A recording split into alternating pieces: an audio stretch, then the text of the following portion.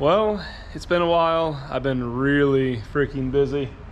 Not with this PT Cruiser, but with work, with our business. But I was warned that the PT Cruiser was a hard platform to work on.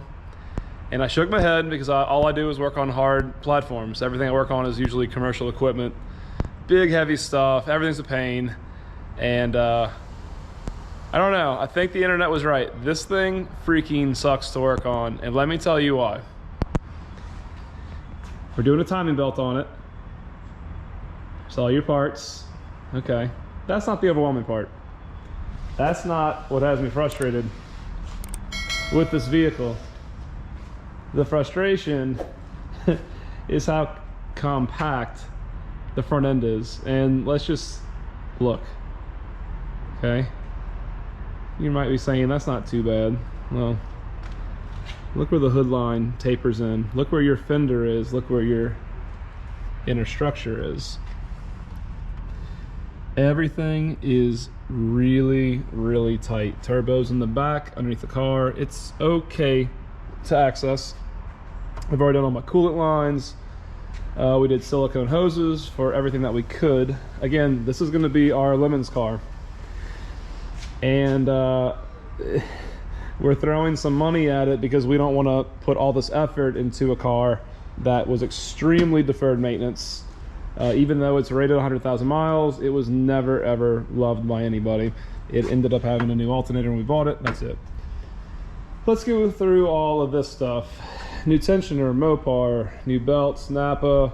That's the original balancer. That sprocket is terrible to get out. All of our old components. Motor mount that is completely shot. It's actually ripped all the way through. The water pump actually felt a little grindy, was not leaking, but I'm glad I'm replacing it. Both of my idlers felt good. The belt was a Mopar belt. I'm gonna guess it was original as well. I can see where it's starting to wear through the rubber, and you can see the metallic through it. Not metallic, but the strings. I've seen much worse, but this belt could not handle racing. Mopar replacements, going with Gates for a belt. This is their high-end, I guess you would call their racing series belt. Mopar tensioners, cleaned up the covers. The other covers are in the trunk. But this thing's a bit of a basket as far as maintenance goes. Brakes with a big Wilwood kit. And then the motor mounts, completely sheared. And the front is completely broken in half. So like I said, lots of deferred maintenance, and we are going through every disposable part on this powertrain and trying to make it right. My fear is that I'm kind of thinking that there is a slave cylinder leaking, which means that's going to be tranny out, which is going to suck because I just pulled everything on the passenger side of the motor, and that would have us pulling everything on the freaking driver's side. And I really don't want to do that. I really don't want to do that. But if I have to, I have to. It's not going to take us out the race.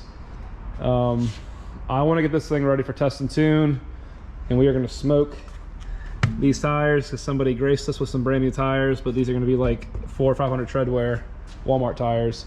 But they'll be good for putting miles in the car to make sure we can get it running.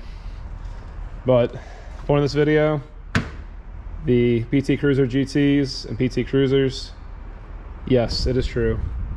Probably the most unpleasurable vehicle that I have worked on to date. So that's a wrap from V. I just wanted to keep you up to date.